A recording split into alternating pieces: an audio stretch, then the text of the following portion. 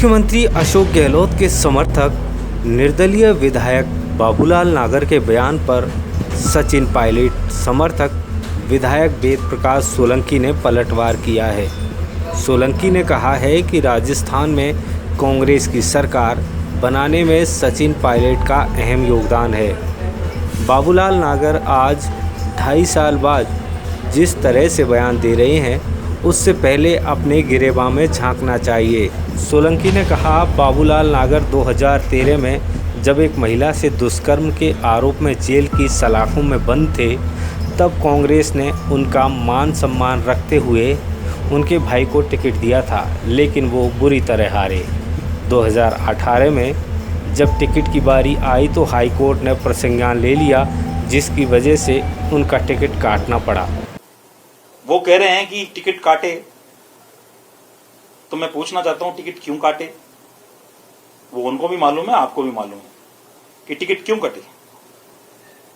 Ticket काटा, आलाकमान ने काटा है, माफी मांगे तो आलाकमान मांगे, और क्यों कटा ये कारण भी वो बताएं, खुद बताएं।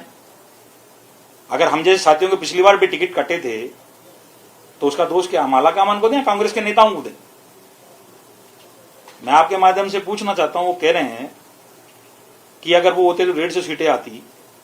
पिछली बार कौन था जब उनके भाई को चुनाव लड़ाया था? ये तो कांग्रेस पार्टी है। ये सिर्फ कांग्रेस ही है जो कार्यकर्ताओं को वेट देती है। नागर साहब ने क्या कारगिल का युद्ध जीता था कि जेल में बैठे होने के बाद भी उनको भाई को कांग्रेस ने टिकट दिया था? 45,000 से चुनाव हार के आए थे, उस समय टिकट किसने दिया था? किन के ऊपर कार्रवाई चाहते हैं? वो खुल के बताएं ना, बोले कि किन के ऊपर कार्रवाई चाहते हैं।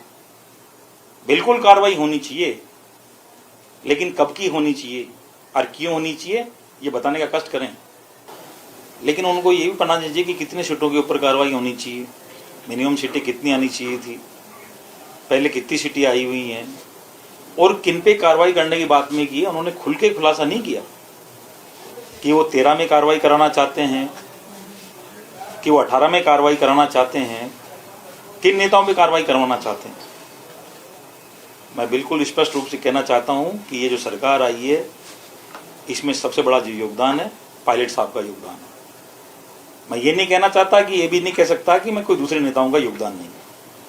सबका सामूहिक भी हो सकता है, लेकिन विशेष रूप से जो ये सरकार बनी है, इससे मैं कांग्रेस की सरकार बनी है, इसमें सबसे महत्वपूर्ण अगर भूमिका है तो सम्मानीय पायलट साहब की। नागर कांग्रेस को खुद की मां कहते हैं, तो फिर पार्टी के अधिकृत उम्मीदवार के सामने बागी चुनाव क्यों लड़ा? नागर जमानत जब्त करने वालों को टिकट देने की बात कह रहे हैं, तो दूदू में कांग्रेस का उम्मीदवार इसलिए हारा क्योंकि नागर बागी खड़े हुए थे। नागर बागी खड़े नहीं होते तो कांग्रेस का उम्मीदवार जीतता। माफ़ी तो बाबूलाल नागर को मांगनी चाहिए जिन्होंने कांग्रेस से बगावत की। इसलिए नागर साहब, आपसे निवेदन है कि कांग्रेस पार्टी में जब आप कांग्रेस की बात करना, अभी आप निर्दलीय हो, निर्दलीय के हैसियत से आपने सरकार को समर्थन दिया है, तो निर्दलीय के हैसियत से बात कीजिए। कांग्रेस की रीति नीति में आप जल्दी से आप कह रहे थे कि विश्वास नहीं रखने वाले लोग, ये कौन सा विश्वास रखने वाले लोग आ गए कि जब कांग्रेस का सिंबल जिसको मिला, कांग्रेस तो उसी को कहते हैं।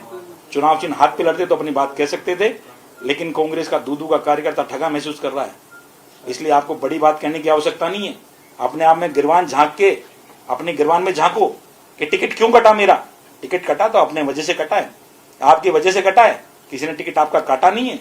इसलिए सबसे पहले अपनी तरफ देखने की सोच है, और जो आपने स्टेटमेंट दिया है तत्काल प्रभाव से, इसके लिए आप जनता से माफी मांगिए।